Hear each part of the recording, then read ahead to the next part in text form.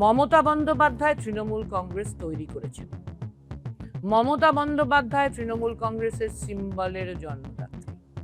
তৃণমূল কংগ্রেসের জন্মদাত্রী, এই নামের জন্মদাত্রী, এই পার্টির জন্মদাত্রী, এই সিম্বলের জন্মদাত্রী, আমাদের মতন হাজারটা এমপি এমএলএ এর জন্মদাত্রী। তিনি মানুষকে নিয়ে এইটা তৈরি করেছেন। মমতা বন্দ্যোপাধ্যায়ের মতন স্ট্যাচারের নেত্রী নিশ্চয়ই এটা ডিজার্ভ করেন না। ওনাকে যা এই পর্যায়ে নিজের লোকেদের থেকে ফেস করতে হলো, যে পাওয়ারের সঙ্গে থাকতে হবে, এই 15 বছরের অভ্যেসটা এদেরকে এইদিকে ধাবিত করেছে। তার সঙ্গে অ্যাডিশনালি আরো 3-4টে বিষয় আছে। এক, ইডি সিবিআই এর কেস আছে, কারুর তাদের ইডি সিবিআই এর ভয় আছে, বা ইনকাম ট্যাক্স বা এনআইএ ইত্যাদি ভয় আছে। কিছু পাওয়ার লোভও আছে, শুধু ভয় না, ভয়ের সঙ্গে কিছু পাওয়ার লোভ আছে। কিন্তু ঠিক কি পাওয়ার লোভ সেটা তো আমি একেবারে ডেফিনিট না জেনে বলতে পারি না, তাই আমি সে নিয়ে নির্দিষ্ট কমেন্ট করতে পারবো না। কিন্তু লোভ তো আছে শিওর। এবং সর্বোপরি যেটা দিয়ে শুরু করেছিলাম, পাওয়ার পলিটিক্সে পাওয়ারের সঙ্গে থাকার অভ্যেস 15 বছরে সেটাকে আরো বাড়িয়েছে। শুভেন্দুর পরিশ্রম নিয়ে আমার কোনো মন্তব্য নেই। নিজেকে প্রতিষ্ঠা করতে গেলে পরিশ্রম তো করতে হবে। উনি মুখ্যমন্ত্রী হবেন একেবারে বিনা পরিশ্রমে, শুধু শুধু লবিতে হয়ে যাবেন এমন তো হতে পারে না। সেটা তো ঠিক আছে, পরিশ্রম তো করতেই হবে। নন্দীগ্রামের হাটটাকে টার্নিং পয়েন্ট আমরা মানি না।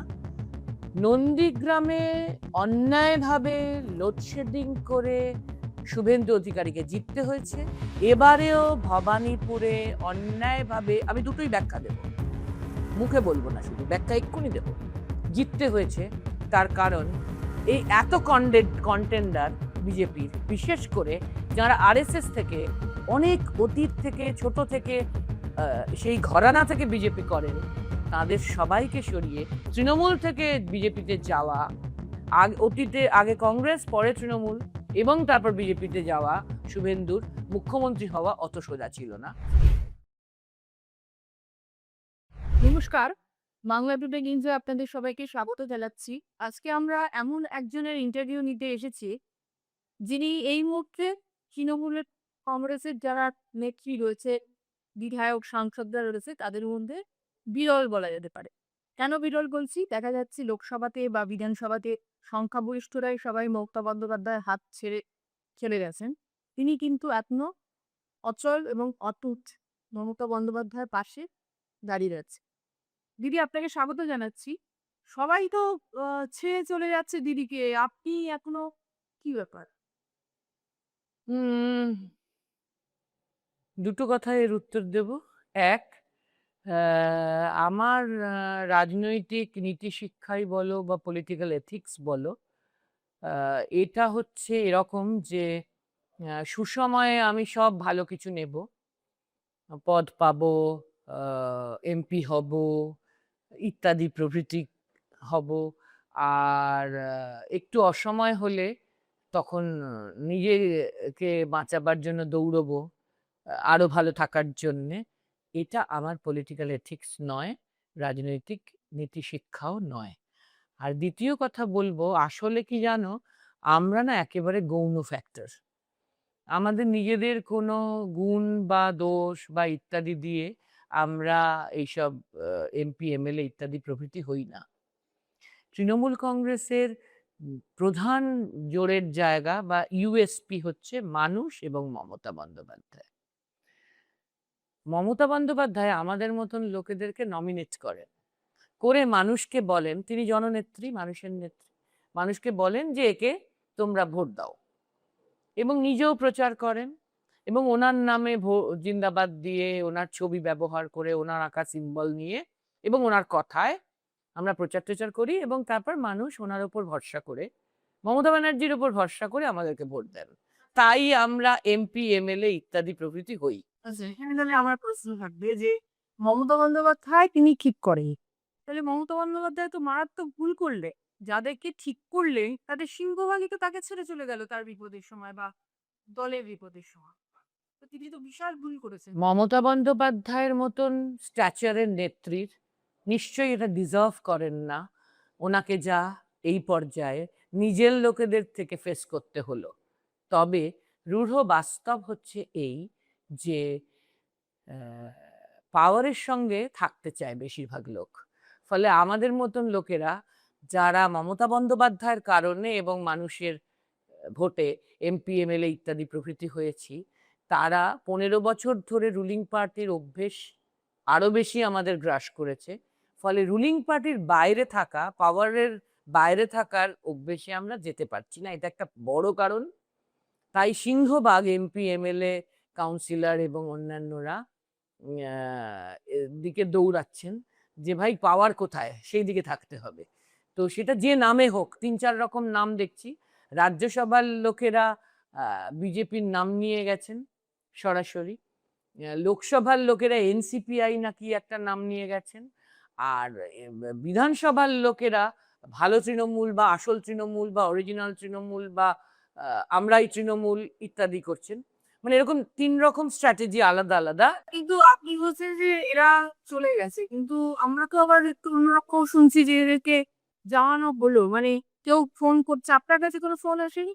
প্রথম কথা হচ্ছে পাওয়ারের সঙ্গে থাকার আকর্ষণ এরা এড়াতে পারেননি, যেটা আমি আগে বললাম যে পাওয়ারের সঙ্গে থাকতে হবে। এই ১৫ বছরের অভ্যেসটা এদেরকে এইদিকে ধাবিত করেছে। তার সঙ্গে অ্যাডিশনালি আরো ৩-৪টে বিষয় আছে। এক, ইডি সিবিআই এর কেস আছে কারুর। তাদের ইডি সিবিআই এর ভয় আছে, বা ইনকাম ট্যাক্স বা এনআইএ ইত্যাদির ভয় আছে। কেস আছে নারদা, সারদা, রোজ ভ্যালি, আপনারাও অনেকে জানেন, মানুষও অনেকেরটা জানেন। অনেকের হয়তো কেস নেই। তাদেরকে এখন তো পুলিশ দলদাস, মানে এসপি, সিপিরাই প্রায় জেলা প্রেসিডেন্টের মতন, আর আইসি, ওসিরা ব্লক প্রেসিডেন্টের মতো ভূমিকা নিচ্ছেন এলাকায় এলাকায়। তো তাঁরাও ভয় দেখাচ্ছেন। আবার না, ১০০ বার ১০০ বার পুলিশের ভূমিকাটা আছে খুব গুরুত্বপূর্ণভাবে, যেটা থাকা উচিত না অফিসিয়ালি, তাই আমি এটা আগে উল্লেখ করলাম। কনস্টিটিউশনের বিচারে পুলিশের এই ভূমিকাটা তারা ফোন করে বলছে যে ওদিকে থাকো, এটা খুব দুর্ভাগ্যজনক। তাই এটা আমি আগে উল্লেখ করতে চাই। তার সঙ্গে অ্যাডিশনালি এমপিদের ক্ষেত্রে হয়তো আরো অনেক ওপরের লেভেলের কেউ ফোন করছেন, এমএলএ দের ক্ষেত্রে হয়তো তার নিচের কেউ ফোন করছেন, অবশ্যই বিজেপিও আছে। তার সঙ্গে কিছু পাওয়ার লোভও আছে, শুধু ভয় না। ভয়ের সঙ্গে কিছু পাওয়ার লোভ আছে, কিন্তু ঠিক কি পাওয়ার লোভ সেটা তো আমি একেবারে ডেফিনিট না জেনে বলতে পারি না। তাই আমি সে নিয়ে নির্দিষ্ট কমেন্ট করতে পারবো না, কিন্তু লোভ তো আছে শিওর। ভয়, পুলিশের ভয়, কেসের ভয়, বাড়ির সামনে বিজেপি লোক দাঁড়া করিয়ে হ্যারাস করবে সেই ভয়, ইডি সিবিআই এনআইএ ইনকাম ট্যাক্সের ভয়, নিজে অনেক কিছু হয়তো রুলিং পার্টি থাকার সুবাদে ১৫ বছরে তৈরি করেছি লাগেজ ব্যাগেজ, সেইটা প্রোটেক্ট করার ভয়, মানে বাঁচাবার চিন্তা একটা, সেটাকে বাঁচিয়ে রাখতে হবে, কিছু অন্যায়ের সঙ্গে থাকার আপোষের সুবিধে, প্লাস কিছু পাওয়ার লোভ, বিজেপি এবং পুলিশের তরফে প্রেশার, এই সব মিলিত। এবং সর্বোপরি যেটা দিয়ে শুরু করেছিলাম, পাওয়ার পলিটিক্সে পাওয়ারের সঙ্গে থাকার অভ্যেস ১৫ বছরে সেটাকে আরো বাড়িয়েছে, যে পাওয়ারের কাছাকাছি থাকতে হবে বাবা। বাড়ির সামনে ওই দিকে গেলে যে নামেই যাই, বাড়ির সামনে হাউস গার্ড থাকবে, বাড়ির সামনে বিজেপি সংগঠিত করে এজেন্ট ওদের কমিটেড লোকেদেরকে পাঠাবে না, হ্যারাস করবে না, পুলিশের কাছে নির্দেশ থাকবে কোনো কেস হবে না। ফলস কেস তো দূরস্থান, পুরনো নতুন জেনুইন কেস থাকলেও হবে না। নারদায় হাত পেতে টাকা নিতে দেখলেও সেই কেস চাপা পড়ে থাকবে ওয়াশিং মেশিনের কারণে। এই সবও আছে, প্লাস দুটো সেন্ট্রাল ফোর্স পিএসও গাড়িতে থাকবে, 4টে পাইলটও পেতে পারি, কেউ কেউ এলওপি মানে ক্যাবিনেট মিনিস্টার র্যাঙ্ক পাবো, কেউ পিএসসি চেয়ারম্যান মানে অন্তত এমওএস র্যাঙ্ক পাবো, এই এই এই- এই এই সব সব মিলিয়ে। একটা কথা কি খুব মনে আসে যে মমতা বন্দ্যোপাধ্যায় তিনি তো জননেত্রী। আমাদের রাজ্যে জ্যোতি বসুর পরে জ্যোতি বসুকে জননেতা বলা হতো, তারপরে মমতা বন্দ্যোপাধ্যায় জননেত্রী। কারণ কোনো সন্দেহ নেই, তিনি নারী টিপলে, হাতের নারী টিপলে বোঝেন, এবং বহুবার ওনার সঙ্গে সাংবাদিক হিসেবে কাছ থেকে দেখেছি। উনি নিজেও বলেন যে আমি মানুষের মুখ চোখ দেখলে বুঝতে পারি। তো এই যে দলের ভেতরের লোকগুলো, তার মধ্যে কেউ আছে, আমি নাম বলতে চাইছি না, মমতা বন্দ্যোপাধ্যায়ের ডান হাত বাঁ হাত হিসেবে সব পরিচিত ছিলেন। এরকম ভাবে যে তারা আর চলে যাবেন, এটা উনি বুঝতে পারেননি? উম ওনারটা আগে থেকে উনি বুঝতে পেরেছেন কিনা কি করে বলি, তবে উনি খুব বিচক্ষণ। হয়তো কিছু আভাস পেয়েছেন। আ কিন্তু এতটা যে ধাক্কা ওকে পেতে হবে, আমাদেরই এটা খুবই খারাপ লাগছে যে আর যাই হোক, মানুষের জন্য যিনি এতগুলি বছর আ ওনার যদি আমি ৮৪ থেকে এমপিশিপ, তার আগেও ছাত্রাবস্থাতেও একটা অনেক দিনের লড়াই আছে। ফলে টোটালটা ধরি আ তাহলে প্রায় ৫০ বছরের কাছে হয়ে গেল। আ এটা উনি ডিজার্ভ করেন না অন্তত। আর যাই হোক, উনি এটা ডিজার্ভ করেন না।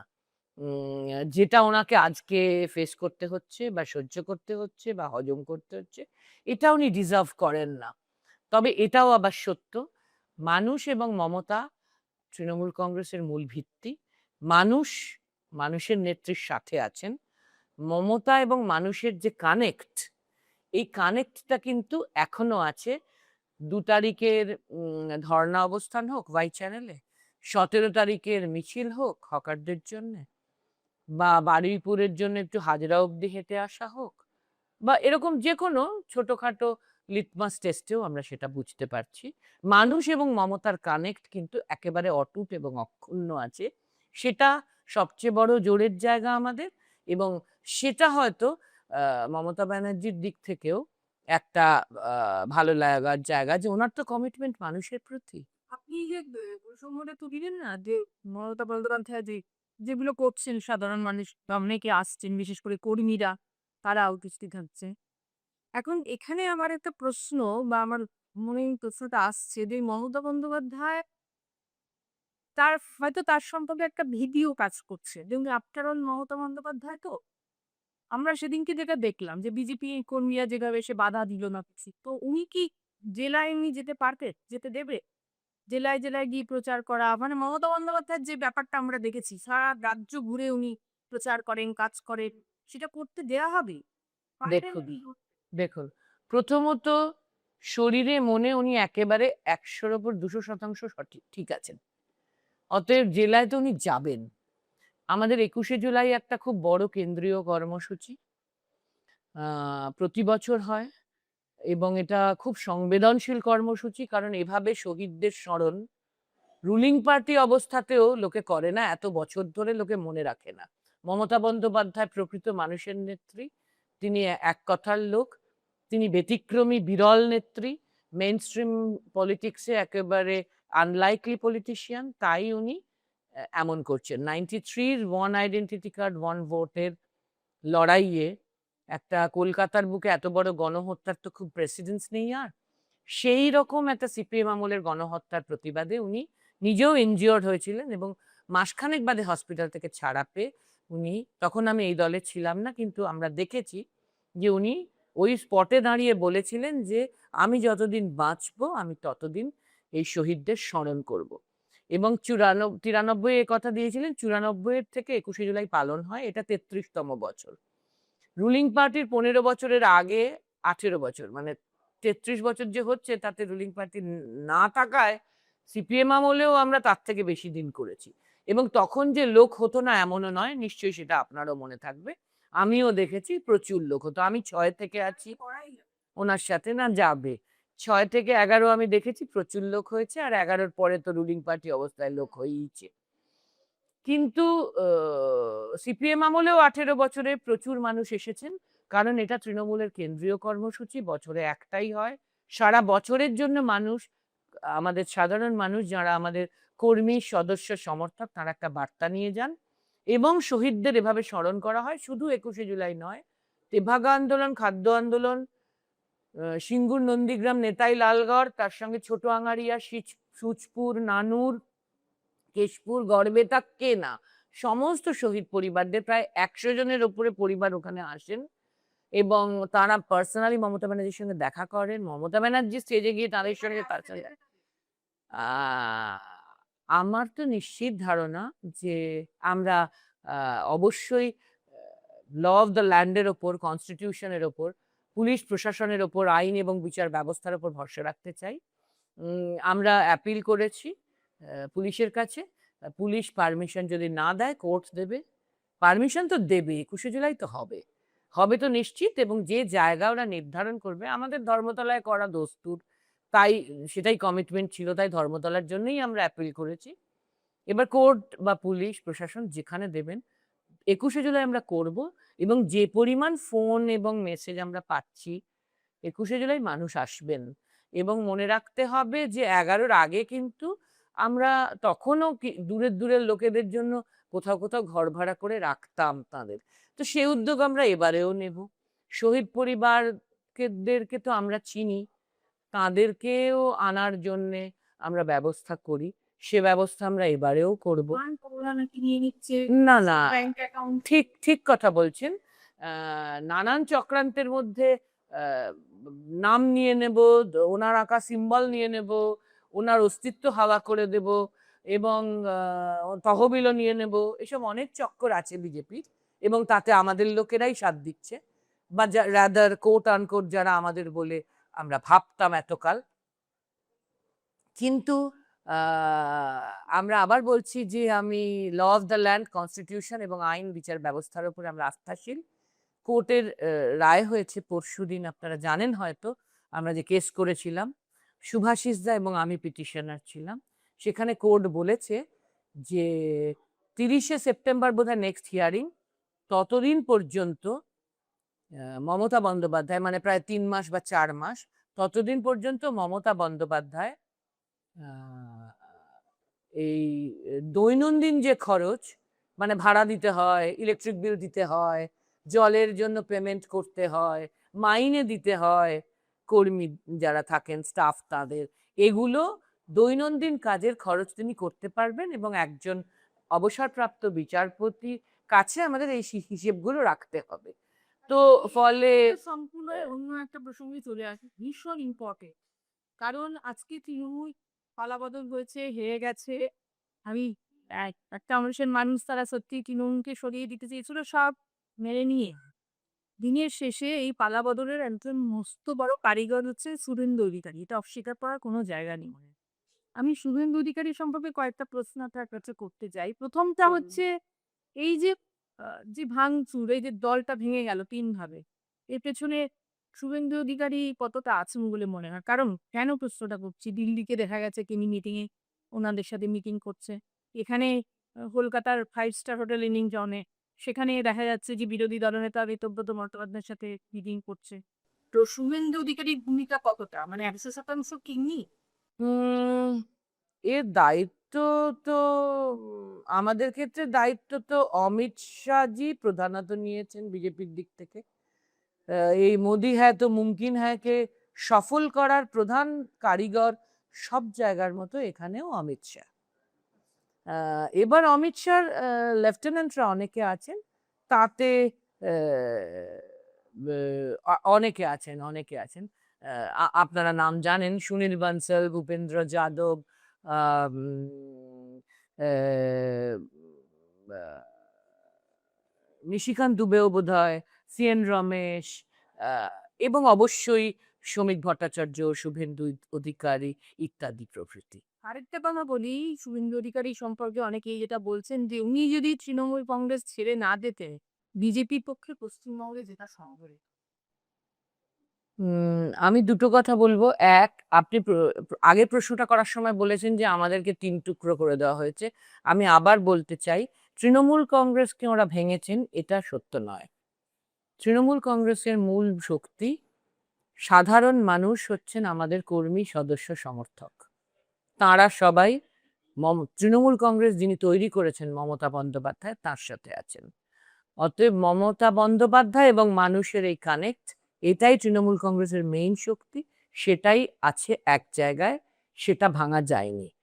তৃণমূল কংগ্রেসের যদি গঠনতন্ত্র দেখেন, কনস্টিটিউশন, সেখানেও আমরা যারা মেম্বার হয়েছি, তারপর ডেলিগেট হয়েছি, তারপর তারা ভোট দিই 5 বছর পর পর, 22 সালেও শেষ আমরা দিদিকে ন্যাশনাল চেয়ারপারসন নির্বাচিত করেছি। সেইটা হচ্ছে তৃণমূল কংগ্রেসের মেম্বারশিপ বা ডেলিগেট ইত্যাদি, যে গঠনতন্ত্র অনুযায়ীও আমাদের যে জায়গা, পার্লামেন্টারি পার্টি বা লেজিসলেটিভ পার্টি কিন্তু সেটা নয়। পার্লামেন্টারি পার্টির 2/3 বা লেজিসলেটিভ পার্টির 2/3 দিয়ে কিন্তু এটাকে জাস্টিফাই করা যাবে না, যার জন্যে লোকসভার স্পিকারও কিন্তু এখনো সংশয়ে আছেন।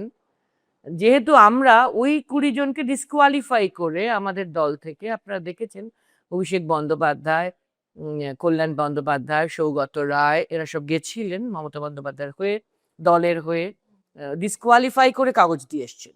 আমাদেরকে ডকুমেন্ট দিতে বলেছিলেন। মমতা বন্দ্যোপাধ্যায় যে ডকুমেন্ট পাঠিয়েছেন, যে ডকুমেন্ট নির্বাচন কমিশনের নির্ধারিত দিনে গত সোমবার জমা পড়েছে, সেটাও আপনারা টিভিতে দেখেছেন। আপনারা নিশ্চয়ই মিডিয়ার মানুষ জানেন, কল্যাণ বন্দ্যোপাধ্যায়, সাগরিকা ঘোষ এবং মহুয়া মৈত্র ওটা জমা করতে গেছিলেন মমতা বন্দ্যোপাধ্যায়ের পক্ষে। ওরই সই করা ডকুমেন্ট, যা নির্বাচন কমিশন নির্দেশ দিয়েছিল। সেই খুব একটা শুনছিলাম চারিদিকে যে নির্বাচন কমিশনের ফুল বেঞ্চ বসেছে। অবশ্যই অমিত শাহ যখন আছেন, এই টোটাল মাস্টার মাইন্ড, তো নির্বাচন কমিশনের ফুল বেঞ্চ গণেশ কুমাররা বসবেন এই যাত্রার সাথে, এটাই তো স্বাভাবিক। অফিসিয়ালি বসার কথা নয়, যাত্রার সাথে কিন্তু বসেছেন, সেটা ঠিক আছে। কিন্তু যখন তাদের ফুল বেঞ্চ একটা মমতা বন্দ্যোপাধ্যায়ের ভিউ চাইলেন, তখন সেই কাগজ যখন সোমবার পৌঁছালো, তখন কিন্তু অন্য পক্ষকে কি বলা হলো, যে অমুক অমুক অমুককে জাস্টিফাই করে তোমরা ডকুমেন্ট দাও। এমন কিছু তাহলে খোদ ডকুমেন্ট গেছে যেটা দিয়ে ওদের ওই ফুল বেঞ্চের সামনে বসে কি সব ভাষণ দিয়েছিল, সেটা একটু নড়বড়ে হয়ে গেছে, ডকুমেন্ট চাওয়া হলো।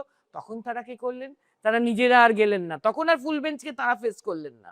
ভাষণ এখনো দিচ্ছেন, সে বিজেপির শক্তি পিছনে থাকলে, পুলিশ প্রশাসন থাকলে ভাষণ এরকম বেরোবে, তাতে কি আছে। কিন্তু তারা কি বললেন, তারা উকিল পাঠিয়ে ইলেকশন কমিশনকে বললেন যে আমাদের 1 মাস টাইম দেওয়া হোক। তো ঠিক হয়, 1 মাসে কি কি ম্যানুফ্যাকচার করেন আমরা দেখি। ফলে আপনারা যেভাবে নির্বাচন কমিশনের ন্যারেটিভটা হাজির করছেন, এটা কিন্তু সত্যতাটা কিন্তু সেরকম নয়।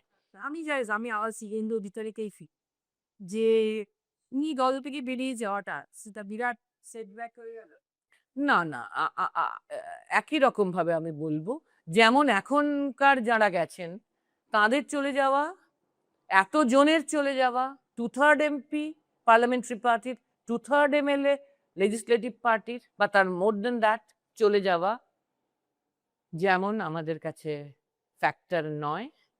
যদি আমি বুঝি যে তৃণমূল কংগ্রেস হচ্ছে unlikely of mainstream politics, মানুষ আর মমতা বন্দ্যোপাধ্যায়ের একটা অসামান্য কানেক্ট দিয়ে তৈরি, সেই জোরের জায়গাটা অক্ষুণ্ণ আছে, সেই বিচারে যদি বিচার করেন একইভাবে শুভেন্দু অধিকারী যে চলে গেছেন, শুভেন্দু অধিকারীকে মমতা বন্দ্যোপাধ্যায় পদের দিক দিয়ে বা প্রশাসনের দিক দিয়ে এমন না নেই জিনিস যা দেননি, এখন যারা যাচ্ছেন তাদেরও অনেককে এমন না নেই তা দেননি হয়েছে।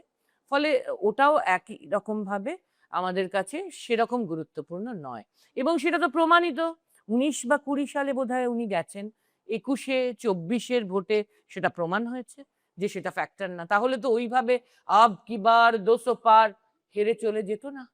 21 সালে ওনার চলে যাওয়ার পরপরই না ওটা ঘটেছে, এবং 24-এর রেজাল্ট তো আরো খারাপ হয়েছে 21-এর থেকে। সেটা যেমন ঠিক তেমনি একইভাবে নন্দীগ্রামে 2021 মমতা বন্দ্যোপাধ্যায়ের পরাজয়, এটা একটা টার্নিং পয়েন্ট নয় কি? তিনি বিরোধী দলনেতা হলেন এবং তারপর দেখলাম যে কিভাবে উনি পরিশ্রম করেছেন গোটা রাজ্য জুড়ে দৌড়ে।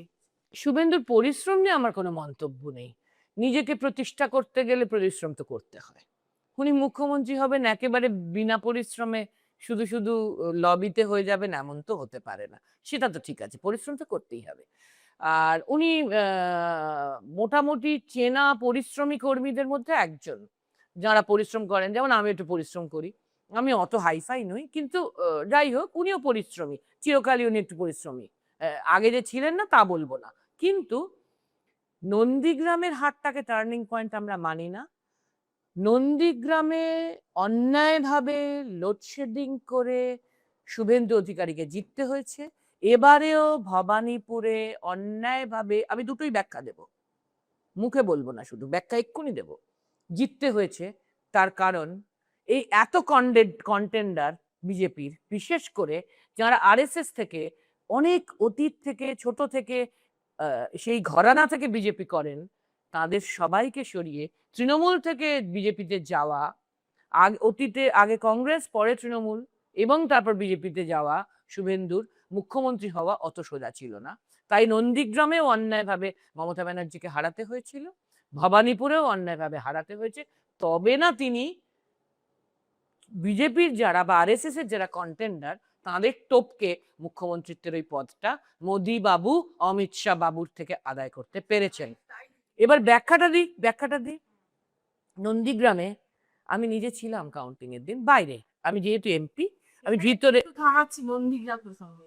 আপনি জানেন কিনা জানি না, তৃণমূল কংগ্রেসের ভেতরে অনেক বড় তাবড় নেতারা আপনাকে এবং পূর্ণেন্দু বসুকে দায়ী করে যে আপনাদের মমতা বন্দ্যোপাধ্যায় দায়িত্ব দিয়েছিলেন নন্দীগ্রামে, আপনারা সেই দায়িত্ব পালন করতে পারেননি বলে উনি দিয়েছেন। এবং কি যারা মানে যিনি বা যারা ভবানীপুরের দায়িত্ব নিয়ে মমতা বন্দ্যোপাধ্যায়কে জেতান, সেরকম ব্যক্তি আমাদের বলেছে যে আমাদেরকে লিখ দিত দিদি, তাহলে এই অবস্থাটা হোক। তাহলে এর দায় কিন্তু আপনার আছে। বেশ, নো প্রবলেম। আমি শুধু এটুকু বলবো, প্রথমত আমার একটা এথিক্স আছে, কোনো সাংগঠনিক বিষয়ে আমি প্রেসের সাথে আলোচনা করি না। দ্বিতীয় কথা, নন্দীগ্রামে শুধু পূর্ণেন্দু বসু দোলা সেন ছিলেন না, মমতা বন্দ্যোপাধ্যায় দায়িত্ব দিয়েছিলেন সুব্রত বক্সিকে।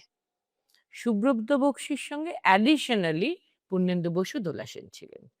এবং এইটুকু বলবো যে মোটের ওপর সুব্রত বক্সি বা পূর্ণেন্দু বসু বা আমি তো তার থেকে অনেক ছোট, আমি কর্মী, ওরা আমাদের নেতা। সুব্রত বক্সি এবং পূর্ণেন্দু বসু দুজনেই আমার নেতা। তাদের ধরনটা তুলনামূলকভাবে মানুষের কাছাকাছির ধরন, খুব বেশি হাইফাই ধরন নয়, এবং সুপারফিশিয়ালি ওরা কখনো সাংগঠনিক কাজ করেন না। এরকম যারা মাটির কাছাকাছি কাজ করার চেষ্টা করেন, ধরে কাজ করার চেষ্টা করেন, তাদের মধ্যে সুব্রত বক্সি বা পূর্ণেন্দু বসুর নাম নেতা হিসেবে আসে। তো তারা দুই নেতৃত্ব এবং আমি একজন কর্মী হিসেবে ছিলাম। মমতা বন্দ্যোপাধ্যায়ের পক্ষে 2007-এর পর 7-এ প্রায় 1000 বার গেছি নন্দীগ্রামে, পূর্ণেন্দুদাও গেছেন, মমতা ব্যানার্জিও অনেক গেছেন। 7-এ তো গোটা 7 সালটাই শহীদ দিবস বলা যায়। কুকুর বিড়ালের মতন কত দিন সিপিএম ওখানে মানুষ মেরেছে। শুধু 14ই মার্চ, শুধু 3rd জানুয়ারি না, শুধু অপারেশন সূর্যোদয় নভেম্বর নয়। যারা পুরনো আপনার মতন সাংবাদিক তারা জানেন, আরো অনেক, জুলাইতে, এপ্রিলে, আগস্টে, সেপ্টেম্বরে, এরকম। তো জানুয়ারি টু ডিসেম্বর 2007 আমরা 1000 বার গেছি। কিন্তু 2008-এর জানুয়ারি থেকে আর 21 অব্দি 14 বছর আমরা আর যাইনি। 20 ডিসেম্বরে বোধহয় শুভেন্দু চলে গেছেন, কিন্তু এই 14 বছর শুভেন্দু ওখানকার শুভেন্দু অধিকারী নন্দীগ্রামের একচ্ছত্র অধিপতি ছিলেন। 14 বছরের গ্যাপ আমরা যাইনি কোনোদিন, মানে শহীদ দিবসেও যাইনি।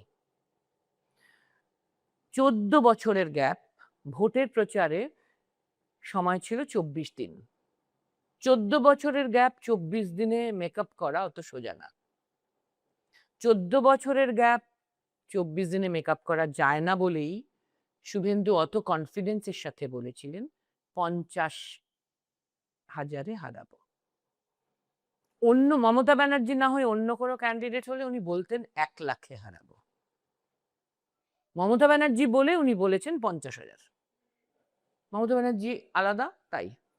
কিন্তু 14 বছরের গ্যাপ 24 দিনে সুব্রত বক্সি এবং পূর্ণেন্দু বসু ওখানে 24 দিন পড়েছিলেন বলে আমিও কর্মী হিসেবে আমি থাকার সুযোগ পেয়েছিলাম। আমি কৃতজ্ঞ আমার দলের কাছে আমায় সুযোগ দেওয়া হয়েছিল বলে।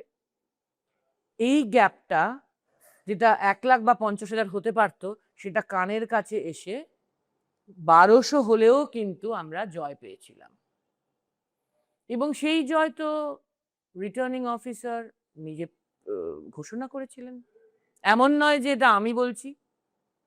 যিনি ভোটের দায়িত্বে, যার দায়িত্বে ভোট হয়েছে, যার দায়িত্বে গণনা হচ্ছে, তিনি ঘোষণা করেছেন, আরও রিটার্নিং অফিসার। এবং আপনাদের খেয়াল থাকবে, যতক্ষণ না আরও নন্দীগ্রামের জয় ঘোষণা করেছেন ততক্ষণ এখানে আমাদের 200 ওপরে জয় এসে গেলেও মমতা ব্যানার্জি প্রেস করেননি। ওইটা হওয়ার পর আমার থেকে, আমি যেহেতু সেদিনকে কাউন্টিং এর দিন সুব্রত বক্সি বা পূর্ণেন্দু বসু দাদারা গেছিলেন না ওখানে, ওনারা ভোটের 24 দিন ছিলেন, মানে ভোটের আগের প্রচারের 24 দিন ছিলেন। ভোটের দিনও ছিলেন না, আমিও ছিলাম না। কাউন্টিং এর দিন আমি ছিলাম, কিন্তু ভেতরে নয়, ব্যারিকেডের বাইরে, এসডিও অফিসের যে ব্যারিকেড তার বাইরে।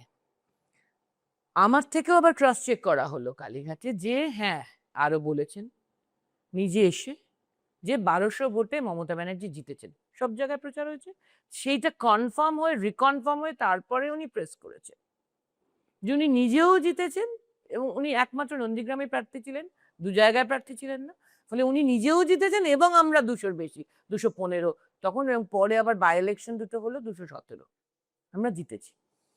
তো এই প্রেসটাও কিন্তু উনি জেতা ঘোষণার পরে হলো। তারপরে অভিনব ঘটনাটি ঘটলো, 1 ঘন্টা লোডশেডিং রইল, এবং এই 14 বছরের একচ্ছত্র আধিপত্যর প্রমাণটা তখন পাওয়া গেল, এবং বিশেষ করে 5 বছর হলদিয়া ডেভেলপমেন্ট অথরিটির চেয়ারম্যানশিপ, যার জন্য আমি তখনও ট্রেড ইউনিয়নের প্রেসিডেন্ট ছিলাম, মে 2021। আমি পর্যন্ত টপ লেভেলে ম্যানেজমেন্ট এবং ওয়ার্কার এমপ্লয়ি ফোন করে কারেন্টটা ফিরিয়ে আনতে পারিনি। এইচডিএ চেয়ারম্যানের যে গ্রিপ হলদিয়ার কারেন্ট ওই গ্রিপেই বন্ধ ছিল, এবং লোডশেডিং নাকি হয় না 11 সাল থেকে। এটা তো আপনারাও জানেন, আপনাদের জীবনে প্রত্যক্ষ অভিজ্ঞতা, যে 11-র আগের লোডশেডিং 11-র পরে মমতা ব্যানার্জি এসে বন্ধ করেছেন।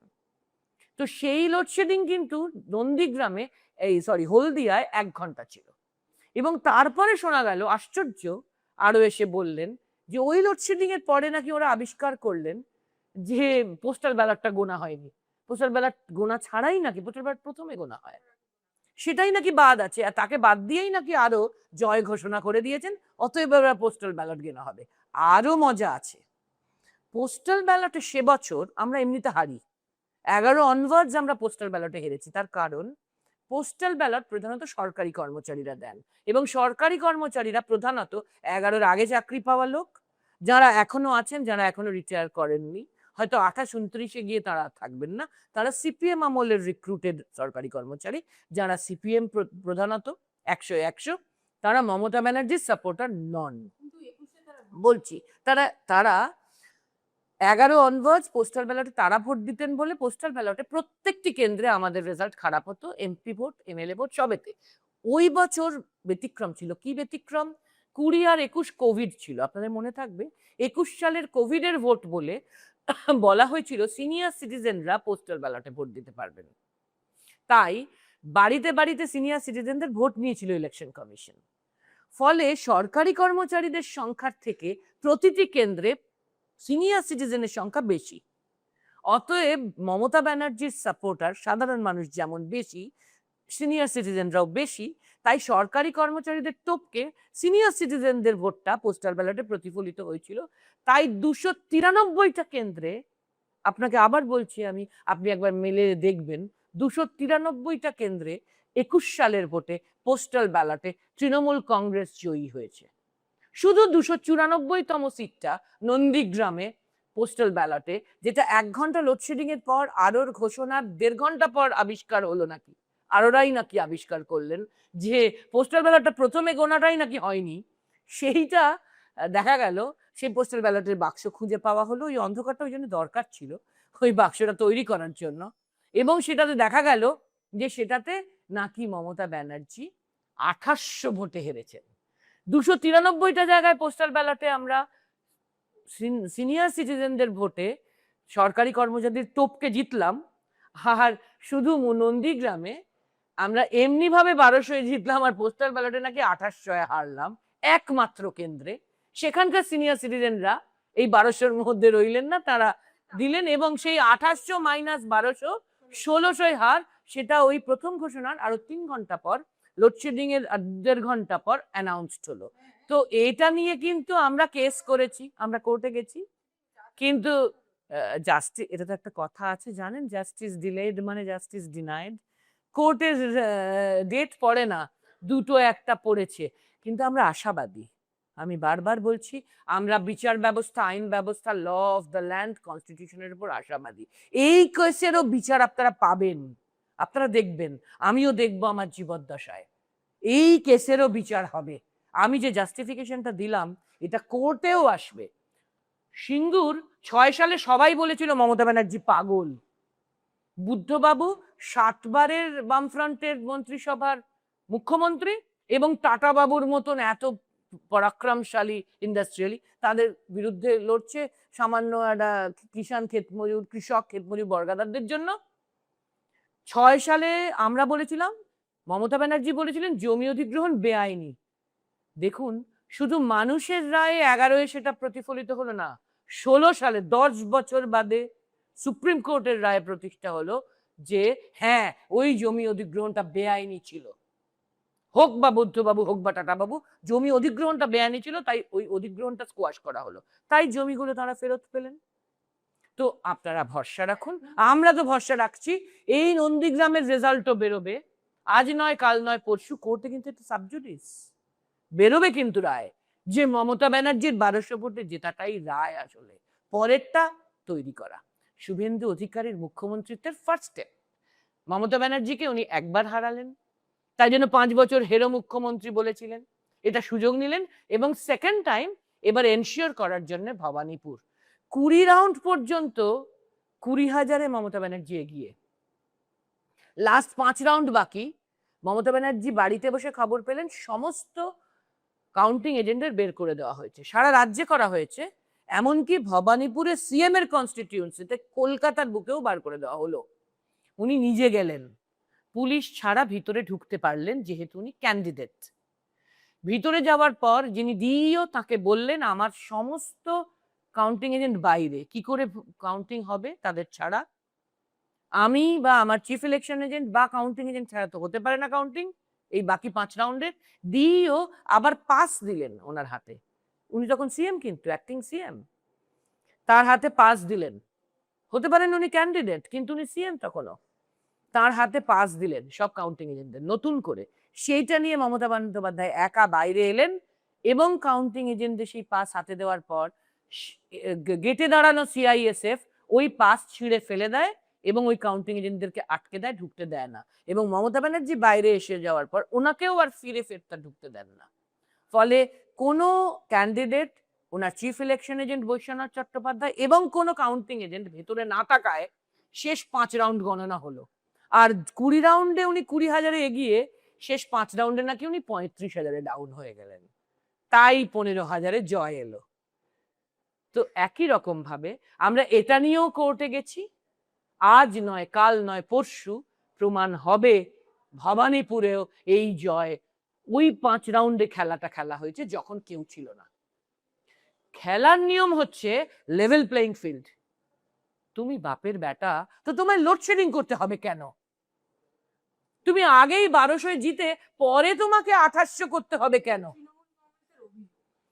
আমি বলছি এ কথা 6 থেকে 16 আমরা শুনেছিলাম সিঙ্গুরের জমি অধিগ্রহণের প্রশ্নে। 16-এ আর কেউ বলে না, 16 থেকে কথাটা এসে গেছে, সুপ্রিম কোর্ট বলেছে জমি অধিগ্রহণ বেআইনি ছিল। এখন ভুল কথা, আমি আবার বলছি, এটা তো মিডিয়া ন্যারেটিভ, এটা তো এলিটদের ন্যারেটিভ, এটা সিপিএম কংগ্রেস বিজেপির ন্যারেটিভ। 6-এও ছিল, 16-এও ছিল, 26-এও আছে, ভবিষ্যতেও থাকবে, সেটা বাদ দিন। কিন্তু মানুষকে ভুল বোঝাবার স্কোপ নেই, কারণ মানুষ 11-এ রায় দিয়েছিলেন জমি অধিগ্রহণ বেআইনি ছিল নিশ্চয়ই, নইলে সপ্তমের বামফ্রন্ট 235-30 এইভাবে উল্টে যেত না। আর সুপ্রিম কোর্ট রায় দিয়েছিল জমি অধিগ্রহণ বেআইনি ছিল, এবং আজ অব্দি 16 থেকে 26 নিশ্চয়ই সেটা চ্যালেঞ্জ করে অন্য কোনো রায় আসেনি, ওটাই বহাল আছে জমি অধিগ্রহণ বেআইনি ছিল, তাই জমি ফেরত হয়েছিল। একইভাবে আমি আপনাকে বলছি, আমি ভরসা রাখি আইন ব্যবস্থা বিচার ব্যবস্থার ওপর। নন্দীগ্রামের 21 সালের ভোট লোডশেডিং এপিসোড এবং 26 সালের ভবানীপুরের ভোট, শেষ 5 রাউন্ডে কোনো candidate, chief election agent, counting agent না থাকা এবং ভোটে জয়, এটারও প্রমাণ হবে। আজ নয় কাল নয় পরশু। আমরা ন্যারেটিভ করছি না তো, আমরা তো চুপ করে বসে আছি, শুধু এটা বিশ্বাস নিয়ে যে আইন ব্যবস্থা বিচার ব্যবস্থা, law of the land, constitution, court, high court, supreme court এই বিচার দেবে। যেমন আমরা 10 বছর প্রতীক্ষা নিয়ে লড়েছিলাম লড়াইটা ছাড়িনি, সুপ্রিম কোর্ট বিচার দিয়েছিল সিঙ্গুরে, এরকম নন্দীগ্রাম এবং এটাও আমরা ছাড়িনি, দেবে বিচার। বেশ, আমি একদম একটু শেষ পর্যায়ে চলে এসেছি। এটা নিয়ে একটা ছোট্ট প্রশ্ন করে তারপরে লাস্ট প্রশ্নটায় চলে যাব, তারপর শেষ করে দেবো। এটা নিয়ে যে ভালো লাগছে যে তৃণমূল নেত্রী সাংসদ দোলা সেন ভীষণ কনফিডেন্ট যে বিচার তিনি পাবেন। যদিও এখন এরকম একটা ন্যারেটিভ দেওয়া হয়, শুধু তৃণমূল কংগ্রেস দেয় না, অনেক বিরোধীরাও দেয় যে কোর্টগুলো মানে বিচার বিভাগটা সেটাও অনেকটা বিজেপির দ্বারা পরিচালিত হচ্ছে, প্রভাব বিজেপির প্রভাব সেখানে খাটছে। তারপরেও আপনি কনফিডেন্ট? কনফিডেন্ট। ওই যে বললাম আমি কনস্টিটিউশনাল পোস্ট হোল্ড করি, তাহলে আমি হোল্ড করব কি করে যদি আমি কনস্টিটিউশনের উপরই আস্থা হারিয়ে ফেলি? ফলে আমি পুলিশ প্রশাসন, আইন ব্যবস্থা, বিচার ব্যবস্থা, law of the land, court, কনস্টিটিউশনের ওপর আস্থাশীল। এবং আমি বিশ্বাস করি পৃথিবীর ইতিহাস বারবার প্রমাণ করেছে কুৎসা, অপপ্রচার, ষড়যন্ত্র, মিথ্যা, অন্যায়, সন্ত্রাস, দাদাগিরি, হিটলারি, তুগলকি, মনমানি, কাজওয়ারি কোনোদিন শেষ কথা বলে না। শেষ কথা বলে সত্য, শেষ কথা বলে ন্যায়, শেষ কথা বলেন মানুষ। তা না হলে law of the land, constitution, সত্য, ন্যায়, মানুষ শেষ কথা বলেন, তা না হলে সভ্যতা মিথ্যা হয়ে যেত, তাহলে সভ্যতা এগোতে পারত না। শেষ বিচারে হাজার কিছু সত্ত্বেও এটা শেষ কথা বলে। তাই আবারও বলছি, আমরা সিঙ্গুরের ক্ষেত্রেও জমি অধিগ্রহণ বেআইনি ছিল, 10 বছর পরে সুপ্রিম কোর্টের রায় পেয়েছিলাম। তাই শেষ বিচারে আবার আপনি মিলিয়ে নেবেন, আজ নয় কাল নয় পরশু, দেরি হতে পারে, নন্দীগ্রামের লোডশেডিং এর জবাব এবং ভবানীপুরের জবাবও কোর্ট ঠিক দেবে, রায় আমরা পাবো। এটা আমার একার নয়, মানুষ পাবেন, মানুষও সেই ভরসা রাখেন। এবারে লাস্ট প্রশ্নে চলে আসি। আপনি সাংসদ দিল্লিতেও এর মধ্যে গেছেন একাধিকবার। এই যে যেটা হচ্ছে তৃণমূল কংগ্রেসের সাথে সাংসদরা চলে গেল ইত্যাদি ইত্যাদি, এটা নিয়ে প্রথম কথা একটা ছোট প্রশ্ন, এটা ছোট করে উত্তর দিলে ভালো হয়, কারণ দ্বিতীয় প্রশ্নটা একটু বড় হবে। যে রিয়াকশন কি হচ্ছে দিল্লিতে যে আপনার দলের সাংসদরা? দিল্লি কলকাতা নির্বিশেষে আমাদের সাধারণ মানুষ তো ছেড়েই দিন, সাধারণ মানুষ তো বিশালভাবে, এবং এমনকি বিজেপি সহ অন্য সব দলের এমপিরা, আমি এমনকি স্ট্যান্ডিং কমিটি মিটিং করেছি যেখানে সব দলের লোক এমপিরা আছেন, তাঁরাও বলেছেন যে লয়ালটি এবং অনেস্টিকেই তাঁরা সম্মান করতে চান, এবং আমরা যে ভূমিকা নিয়েছি মানুষে এবং মমতা বন্দ্যোপাধ্যায়ের ওপর আস্থা রেখে, সেটাকেই তাঁরা হেল করছেন।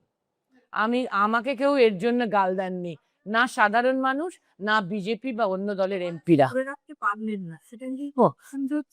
না না না না, তারা সবাই বলেছেন, আবারও বলছি এমনকি বিজেপির এমপিরাও বলেছেন যে এরকম ক্রাইসিস তো আসে, এটা তো খেলার নিয়ম, কিন্তু ক্রাইসিসের শেষে আবার তোমরা যদি জেদ ধরে রাখতে পারো, তো ওই যে বললাম মানুষ এবং মানুষের নেত্রী শেষ কথা বলবে। আমি শেষ প্রশ্নে চলে আসি এবার, সেটা হচ্ছে যে বিজেপির যেরকম ঘনিষ্ঠ তাদের কিছু, এখন তো অনেক রকম ব্যাপার হয়ে গেছে, বিজেপি ঘনিষ্ঠ সাংবাদিক বা যাই হোক বিজেপি, তারা অনেকেই বলছেন এটা যে এই যে এমপি ভাড়ানোর কাজ বা যা কিছু হচ্ছে, এগুলো সব হচ্ছে দেশের ভালোর জন্য, এবং আহ কি একটা শব্দ ওরা বলছেন সেইটার জন্য এটা বলছে।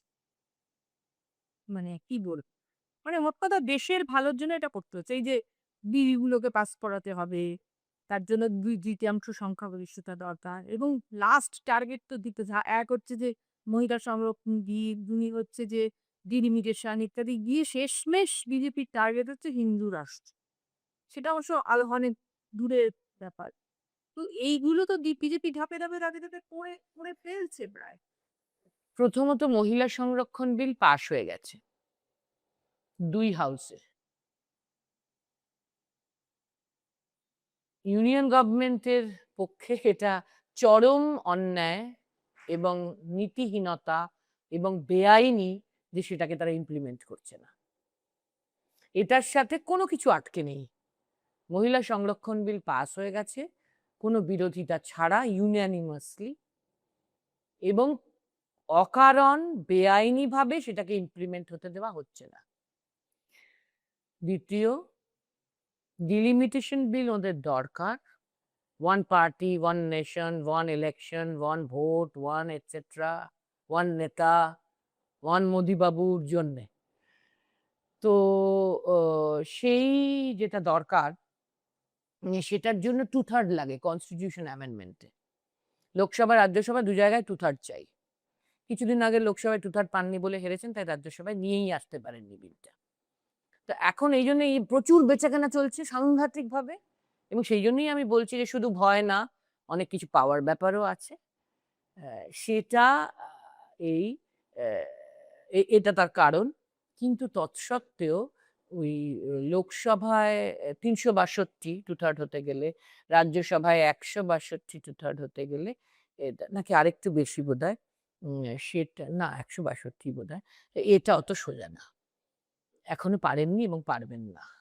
ওরা যদি ওটা করে ফেলতে পারেন, ওই জন্যই এত মরিয়া হয়ে কেনাবেচা করছেন, যাতে 2/3টা হয়ে যায় আর ২৯-এর ভোটটাই না করতে হয়। তারপর থেকে তো আর লোকসভা বিধানসভা কোনো ভোটই করতে হবে না। তারপর তো শুধু মোদি হয়তো মুমকিন হয় চলবে, একবার জয় জয় করে, পুরো রামরাজত্ব, আর কোনো চাপ নেই। আর আর ওদের তো একটু দ্বন্দ্বও আছে, অমিত শাহ বাবু ভার্সেস যোগী বাবু, কে হবে নেক্সট টু মোদি বাবু। তো ওইসব যদি জ্বালা চলে যায়, তাহলে হিন্দু রাষ্ট্র এবং আমেরিকা বা চায়নার মতন সেট আপ, একটা প্রেসিডেন্ট, ভোট টোট নেই, তাহলে মোদিবাবুকে ভোটের চাপ না থাকলে তো খাটতে কম হবে, আরো ৫-৭ বছর টেনে দেওয়া যাবে। আর এমনি তো একটা ভিশন 47 করে রেখেছেন, এখন তো কোনো কিছু করার দায় নেই। 14 এবং 19-এ মাঝে মাঝে বলতে শুনেছি যে 50 দিন দাও, 6 মাস দাও, এখন আর কোনো চাপ নেই। ভিশন 47, যা কিছু হবে ভালো 47-এ, 47 অব্দি দেশের মানুষকে অপেক্ষা করতে হবে। তো দেশের ভালোর কোনো এজেন্ডা নেই এখন, ওটা একদম ভুলে যান। শুধু ওদের যা ভালো হবে সেটা হচ্ছে হিন্দু রাষ্ট্র, এবং কোনো খাটাখাটনি নেই, ভোট নেই, জেতার চাপ নেই, কোনো টেনশন নেই, এবং একা মোদিবাবুকে দিয়ে ৫-৭ বছর টেনে দিয়ে ওরা তারপরে সেকেন্ড র্যাঙ্কের যে দ্বন্দ্ব ওগুলো ওরা মিটিয়ে নিতে পারবে একটু টাইম পেয়ে গেলে। 362 আর 162টা করতে পারবে না তো লোকসভা আর রাজ্যসভায়, 2/3টা পারবে না। এত কেনা বেচার ধুম ওই জন্য, যে নামেই হোক, বিজেপি বা এনসিপিআই বা হোয়াট এভার, যে নামেই কিনুক, 362 আর 162-র জন্যই এই চাপ, কিন্তু সেটা পারবে না, পারবে না। এখনো চেষ্টা করছে, কিন্তু ওই যে চন্দ্রবাবু নাইডু আর নীতিশ কুমারজির সাপোর্টে 240 থেকে 272 হয়েছিলেন, এখন তাঁদেরই তো স্যাটিসফাই করতে পারছেন না। চন্দ্রবাবু নাইডু জিকে আমরা ইতিমধ্যেই কর্ণাটক এবং তেলেঙ্গানার মুখ্যমন্ত্রীদের সঙ্গে একসাথে দেখেছি। এটা তো বিজেপির জন্য ভালো খবর নয় এই ছবিটা। আর নীতিশ কুমারজি তো শুনছি ডেপুটি প্রাইম মিনিস্টার, একটা নতুন পদ তৈরি না হলে গেল, কারণ ওকে চিফ মিনিস্টার থেকে অন্যায়ভাবে সরিয়ে একটা রাজ্যসভার ললিপপে তো উনি হবেন না। তো ডেপুটি প্রাইম মিনিস্টারও নাকি ক্রিয়েট করতে হবে টু অ্যাকোমোডেট জেডিইউ, নইলে জেডিইউও যাবে। তো ওই 240 থেকে 272 যারা করেছিলেন, এইসব কেনাকিনি করতে গিয়ে যদি ওটা আবার পিছলে যায়, তাহলে তো আবার কমে যাবে। এমনি 362 থেকে অনেক কমে আছে, ফলে অত সোজা নয়, ওটা পারবেন না। তখন মানুষ থেকে শুরু করে মানে একটা বড় অংশ বলছে যে তৃণমূল কংগ্রেসটাই আর থাকবে না, মমতা বন্দ্যোপাধ্যায়ের পক্ষে এই বয়সে আর ঘুরে দাঁড়ানো সম্ভব নয়। তখন আপনি, মহুয়া মৈত্র, আপনারা সব কন্টিগেটলি বলছে, মহুয়া মৈত্র বলছেন 2029-এর বিজেপিকে ভগবান এলেও জেতাতে পারবে। আপনি বলছেন যে এসব কিচ্ছু করতে পারবে না। আমি আপনাকে এইটুকু বলবো, আপনার কথাকে একটু ডিফার করছি আমি সরি আপনাকে ইন্টারাপ্ট করার জন্য। মানুষ কথা বলছেন না।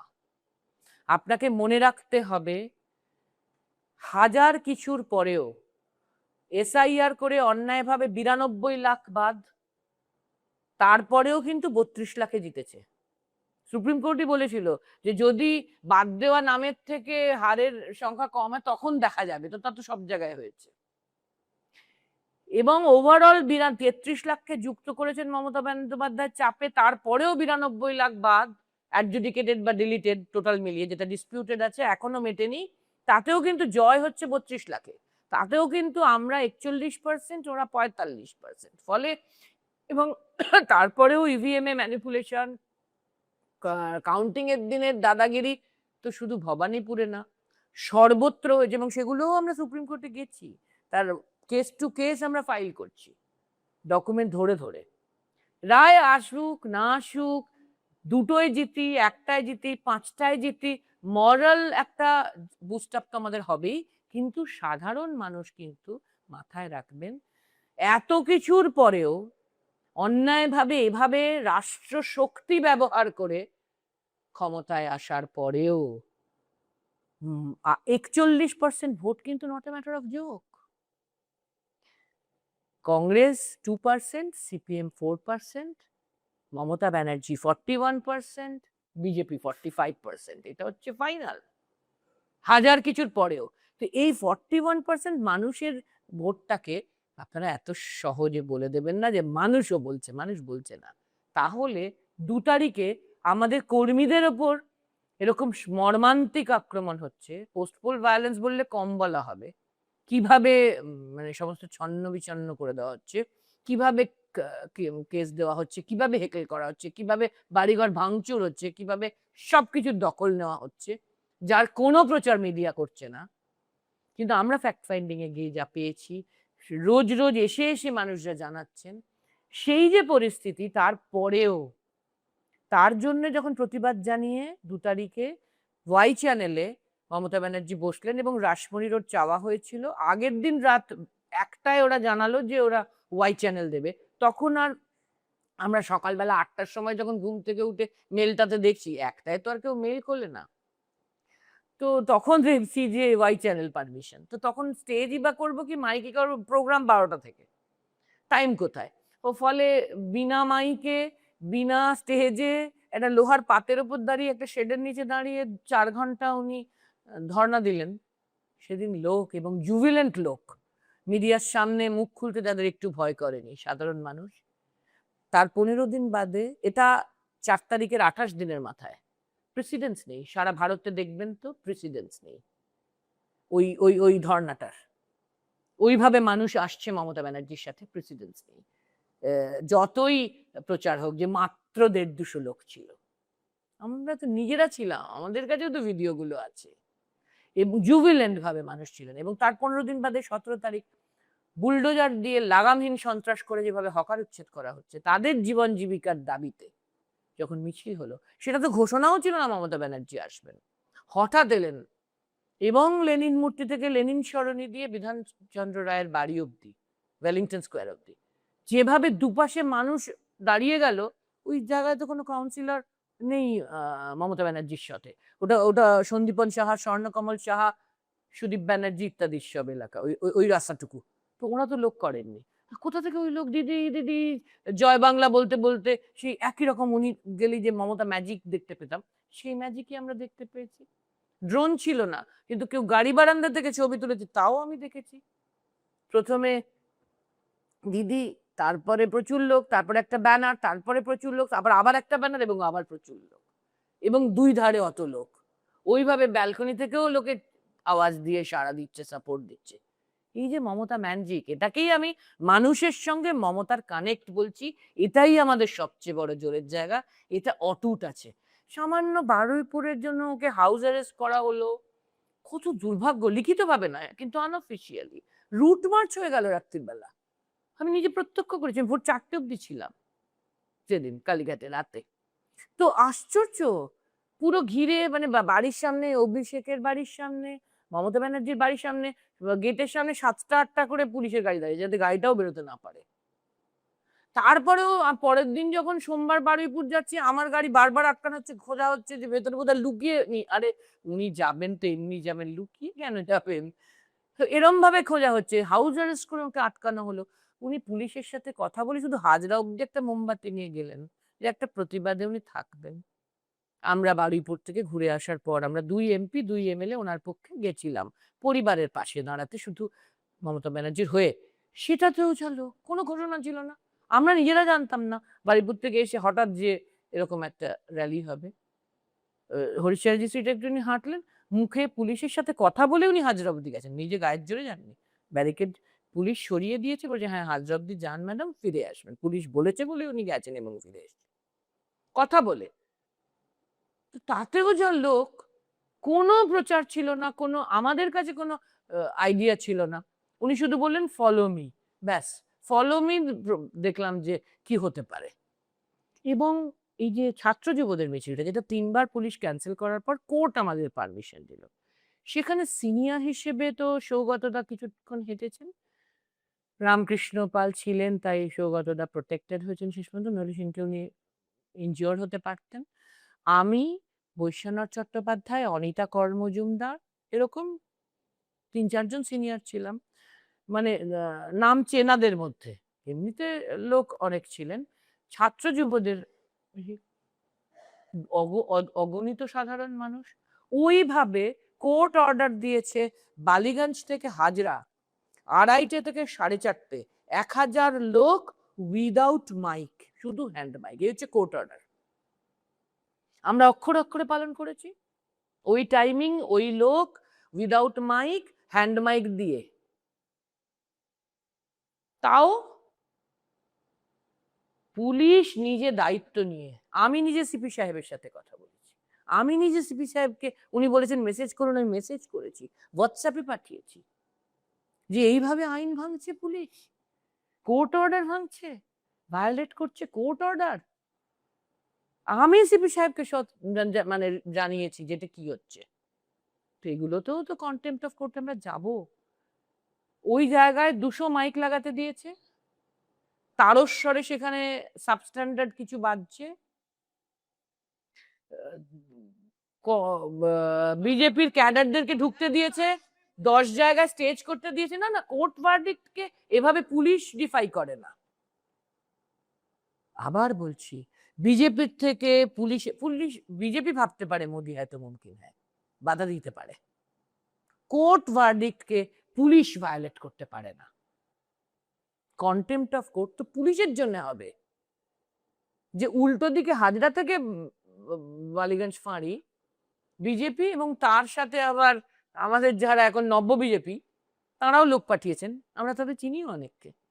কে কাকে পাঠিয়েছেন সেটাও মমতা ব্যানার্জির থেকে আপনি জেনে নিতে পারেন। তো তাদের পাঠিয়ে উঁচু উঁচু স্টেজ 10টা, সেখান থেকে মারছে, মানে পুরো মগের মুল্লুক। এই যদি রাম রাজত্ব হয় তাহলে তো খুবই মানে আশ্চর্যের ব্যাপার। মানুষ কি করে সেটা মানবে বলুন?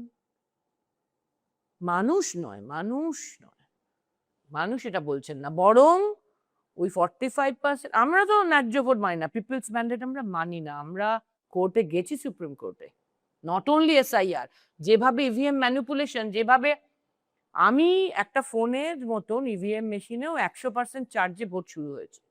ভোট যখন সারাদিন হয়েছে, ডে অফ পোল 23 আর 29, ভোটের ইভিএম মেশিনের চার্জটা কমে